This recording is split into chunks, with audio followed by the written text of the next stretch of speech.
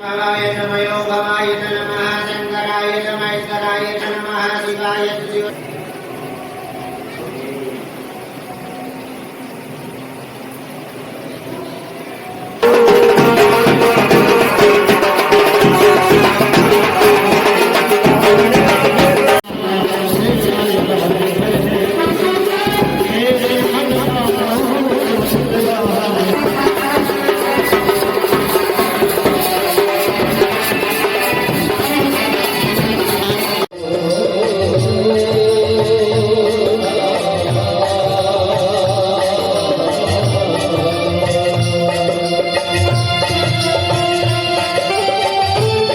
जहां एक तरफ इस महा को यो धर्म है कि हम पानी पिलाने की एक बूंद से भी अपना पूर्वजों के तार दा धन घड़ी धनबाद कि वहीं रोसवानी परिवार को भागीरथ नाम लखन अपना पूर्वजों को भागीरथ बन करके इतनी बड़ी शिव महापुराण उनका कारण का निकल गया।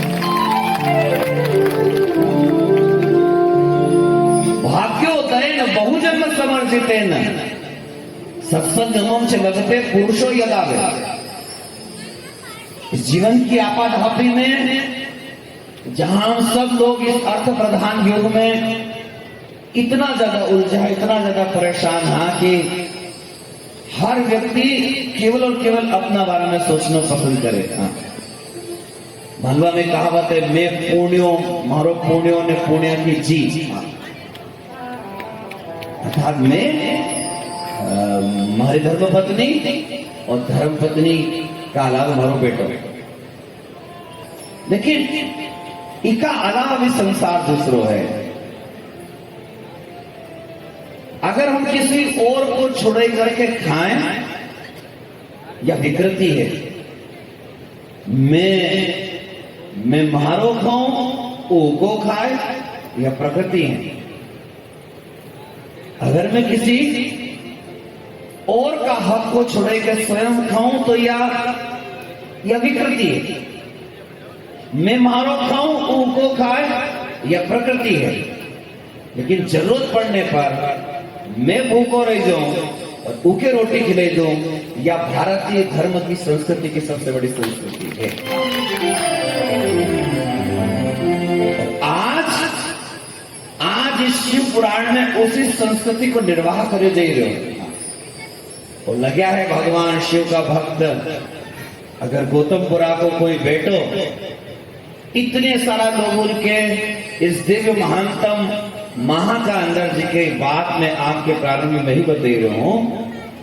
इस महीना में अगर हमारा ही गौतमपुरा को कोई बेटो, कोई लखन, आप सब लोगों के लिए अचलेश्वर की गोद में बैठकर शिव महापुराण को आयोजन कर रहे हो, तो उनकी मदद करने के लिए, उनका साथ खड़ा रहने के लिए कि हमारा गौतमपुरा में, हमारा नगर में, हमारा क्षेत्र में, हमारी देपालपुर तहसील में अगर धर्म की ध्वजा को लहरे रहे है, तो जो लोग तन मन धन का साथ खड़ा है, भगवान शंकर उनकी भी अर्जी जरूर स्वीकार करें।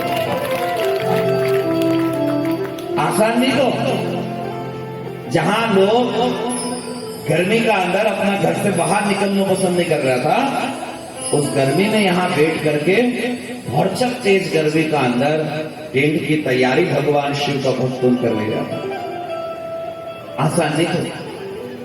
और लखन 7 दिन की कथा तो होगी, भगवान भोले बाबा सब करवाएगा। लेकिन आज का इस युग में भारी उम्र का इस बालक का अंदर इतनी बड़ी सोच कि मैं अपना पूर्वजों का मोक्ष के लिए शिव महापुराण की कथा करवाऊं, इतना सोचने मात्र से ही महाराज जैसा व्यास को मानना है कि थारा सब पितरों को मोक्ष हो चुके हैं। इतना मात्र सोचने से।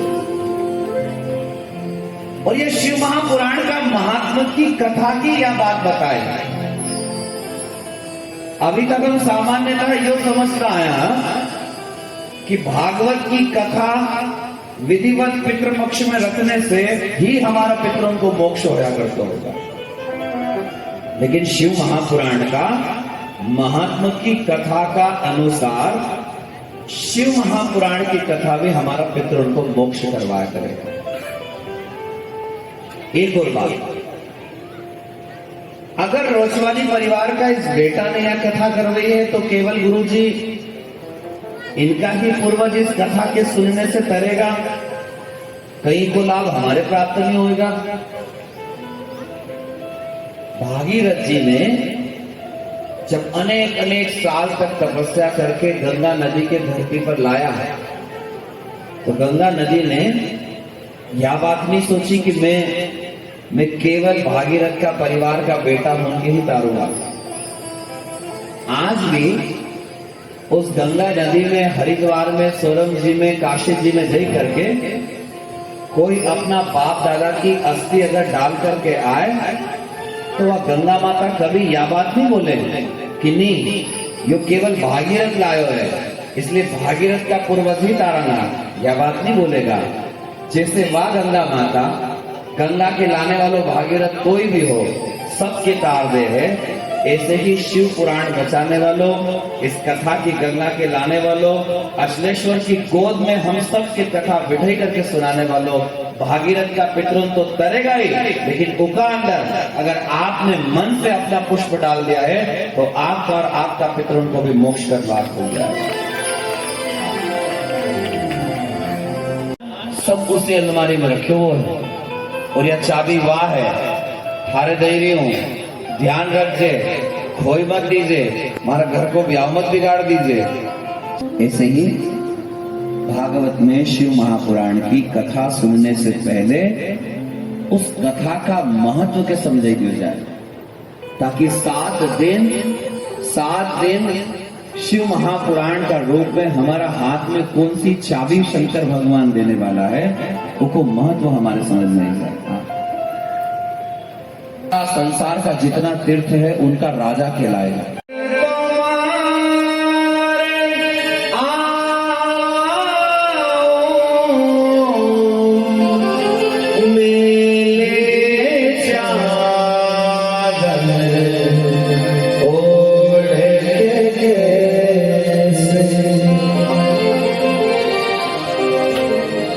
आंख में आंसू लेकर के बोली, गुरुजी मैं जो बात बोल रही हूँ वह पुनः आपके दोहराई दूं। मैं आपके गुरुजी मान करके बात नहीं कर रही हूँ, मैं आपके यो नहीं मान करके चल रही हूँ कि आप कोई कथावाचक हो। मैं आपके यो मान करके बात नहीं करूंगा कि मैं आपके शिष्य या कथा सुनने वाली कोई श्रोता हूं। मैं आपके अपना बाप मान करके बात कर रही हूं, मैं आपकी बेटी बन करके बात कर रही हूं। गुरुजी अभी 10 मिनट पहला जो तुमने अपना ग्रंथ का अंदर एक बात पढ़ी कि इस प्रकार का व्यभिचार जीवन जीने वाली स्त्री को इस प्रकार की नरक यातनाएं भोगना पड़ती थी।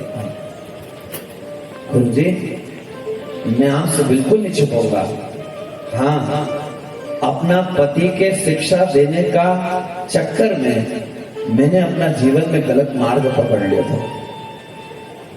हाँ गुरुजी मैं सोच रही थी कि मैं इस प्रकार का जीवन जीऊंगा तो शायद हमारा पति सुधर जाए, इस कारण से मैंने भी अपना जीवन में गलत मार्ग पकड़ लिया था। लेकिन मैं भी सब बात भूल गई थी गुरुजी, और आपकी बोली हुई एक बात से हमारा इतिहास का सारा पन्ना हम वापस खुलने लगे और हमारे सारी पुरानी बात याद आने लगी। गुरुजी आपने आखिर में यो भी पढ़े हो कि उनके लिए ऐसा ऐसा नरक भोगना पड़ेगा। मैं पापी नहीं हूं, मैंने दुष्टा वाला जीवन जियो, लेकिन फिर भी आपसे प्रार्थना करूंगा गुरुजी कि अगर हमारा पाप किसी उपाय से कटता हो, अगर हमारा पाप किसी कारण से समाप्त हो जाता हो, तुम्हारे उपाय बताओ गुरुजी। मैं आपके अपना बाप मान करके, आपकी बेटी बन करके आपसे बात पूछ रही हूं। बोलती दे रही और आंख से मोटा मोटा आंसू गिरता दे रहा है उससे चुरा। मैं नहीं छिपाऊंगा आपसे। और जीवन में सबसे बड़ा प्रायश्चित यह है कि व्यक्ति अपना मुख से अपना अपराध स्वीकार कर ले, सबसे बड़ा प्रायश्चित है। भगवान की विशेषता देखो आप, भगवान का सामने गुप्त चीज उन पर सबसे पहले दृष्टि जाने को नियम है। अगर आपने गुप्त रूप से दान करे है तो भगवान अन्य तो दूसरी चीज कोई नहीं देखेगा, पहले वह चीज देखेगा जो तुमने गुप्त रूप से दान करी है। इसको ठीक उल्टो, अगर आपने गुप्त रूप से कोई पाप करे है तो भगवान आपका उजागर वाला पाप के बाद में देखेगा, पहले उस पाप के देखेगा जो आपने गुप्त रूप से करे है। हाँ। इसीलिए तो दान पुण्य के लिए हमारा पुराना बुजुर्ग हमारे सिखाई गया है, बेटा दान करते तो ऐसा करते कि जितना हाथ से दान करे तो थोड़ा डाबा हाथ के मालूम नहीं पड़ना चाहिए कि तुम दान करेगा। हमारा बुजुर्ग सिखाई गया, हमारा पुराना लोग सिखाई गया, आपने दान करो, पुण्य करो, धर्म करो, ऐसा करो कि जितना हाथ से करो तो डाबा हाथ के मालूम नहीं पड़े। ऐसा दान पुण्य हमारा अटल रहे, ऐसा दान पुण्य हमारा सत्य की राह पर चलकर रहे। क्यों? ये भगवान का घर का नियम है, गुप्त चीज पर उनकी सबसे पहला दृष्टि जाया करे। उन्हें अपना मुंह से अपना पाप कबूल कर लियो, मैं अपना मुंह से सब बात स्वीकार कर रही हूँ गुरुजी के मैंने सच्ची अच्छी है। लेकिन अभी तक तो केवल चंचला यह बात बोलती थी कि मैं आपके बाप और अपना आपकी बेटी मान करके बात कर रही हूँ, लेकिन अब जब 3-4 बार यह बात बोली तो गुरु जी ने भी स्वीकार कर लिया, हाँ चंचला अगर तूने हमारे बाप को पद दियो है तो मैं भी थारा माथे हाथ फेर करके अपनी बेटी मान करके थारा कल्याण करने वाला। इस संसार में शंकर भगवान की कथा एक ऐसी चीज है चंचला जो मनुष्य का द्वारा किया गया जाना अनजाना का पाप के जले करके भस्म कर दिया करे। भोलेनाथ की कथा एक ऐसी कथा है जो हमारा जाना अनजाना में किया गया पाप के समाप्त करके यहां तक कार्य पूर्ण नहीं हो, वरन शिव शंकर भोले बाबा के शिव महापुराण की कथा अगर हृदय से सुन लिए तो मरने का समय आपके लिए भगवान शिव को धाम का द्वार खोला है, इनमें कोई दो राय की बात नहीं।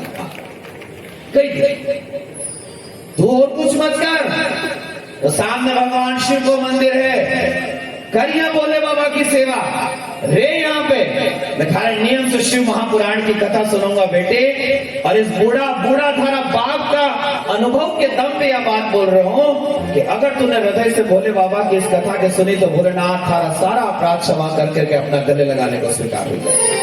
तो कर।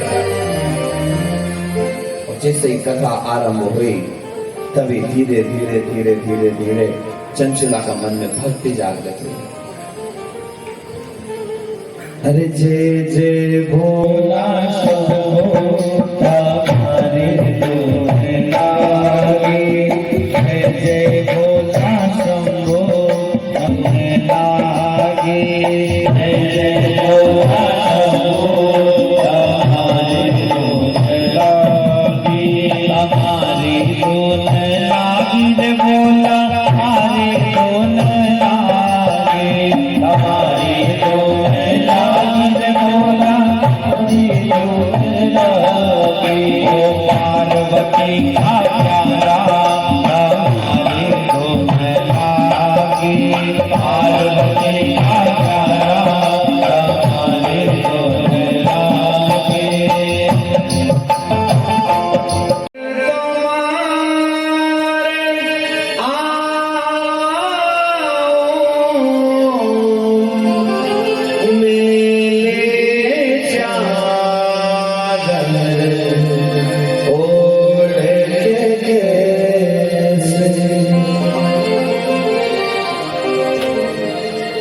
आंसू लेकर के बोली गुरुजी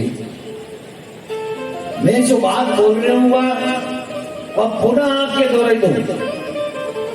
मैं आपके गुरुजी मान करके बात नहीं कर रही हूँ, मैं आपके यो नहीं मान करके चल रही हूँ कि आप कोई कथावाचक हो।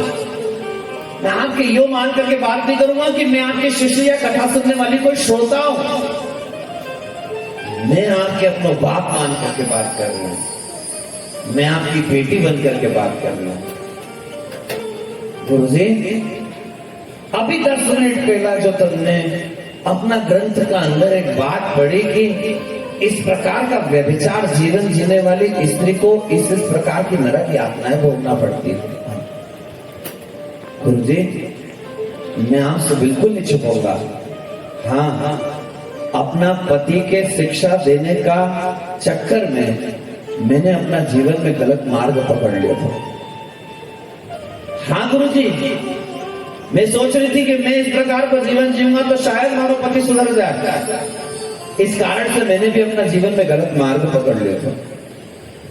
लेकिन मैं भी सब बात भूल गई थी गुरुजी, और आपकी बोली हुई एक बात से हमारा इतिहास का सारा पन्ना हम वापस खुलने लगे और हमारे सारी पुरानी बात याद आने लगी। गुरुजी, आपने आखिर में यो भी पढ़ो कि उनका लिए ऐसा ऐसा नरक भोगना पड़ेगा। मैं पापी नहीं हूं, मैं दुष्टा वाला जीवन जियो, लेकिन फिर भी आपसे प्रार्थना करूंगा गुरुजी कि अगर हमारा पाप किसी उपाय से कटता हो, अगर हमारा पाप किसी कारण से समाप्त हो जाता हो, तुम्हारे उपाय बताओ गुरुजी। मैं आपके अपना बाप मान करके, आपकी बेटी बन करके आपसे बात पूछ रही हूं। बोलती दे रही और आंख से मोटा मोटा आंसू गिरता दे रहा है उस चंचुला को। मैं नहीं छिपाऊंगा आज। और जीवन में सबसे बड़ा प्रायश्चित यह है कि व्यक्ति अपना मुख से अपना अपराध स्वीकार कर ले। सबसे बड़ा प्रायश्चित है। भगवान की विशेषता देखो आप, भगवान का सामने गुप्त चीज उन पर सबसे पहले दृष्टि जाने को नियम है। अगर आपने गुप्त रूप से दान करे हुए तो भगवान अन्य तो दूसरी चीज कोई नहीं देखेगा, पहले वह चीज देखेगा जो तुमने गुप्त रूप से दान करी है। इसको ठीक उल्टो, अगर आपने गुप्त रूप से कोई पाप करे हुए तो भगवान आपका उजागर वाला पाप के बाद में देखेगा, पहले उस पाप के देखेगा जो आपने गुप्त रूप से करे हुए। इसीलिए तो दान पुण्य के लिए हमारा पुराना बुजुर्ग हमारे सिखाई गया है, बेटा दान करते तो ऐसा करते कि जितना हाथ से दान करे तो थोड़ा डाबा हाथ के मालूम नहीं पड़ना चाहिए कि तुम दान करेगा। हमारा बुजुर्ग सिखाई गया, हमारा पुराना लोग सिखाई गया, आपने दान करो, पुण्य करो, धर्म करो, ऐसा करो कि जितना हाथ से करो तो डाबा हाथ के मालूम नहीं पड़े। ऐसा दान पुण्य हमारा अटल रहे, ऐसा दान पुण्य हमारा सत्य की राह पर चलता है। क्यों?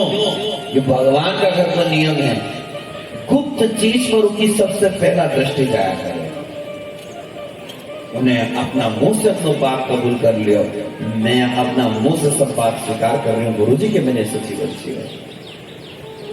लेकिन अभी तक तो केवल चंचला यह बात बोलती थी कि मैं आपके बाप और अपना आपकी बेटी मान करके बात कर रही हूँ, लेकिन अब जब 3-4 बार यह बात बोली तो गुरु जी ने भी स्वीकार कर लिया, हाँ चंचुला, अगर तूने हमारे बाप को पद दियो है तो मैं भी थारा माथे हाथ फेर करके अपनी बेटी मान करके थारा कल्याण करने वाला।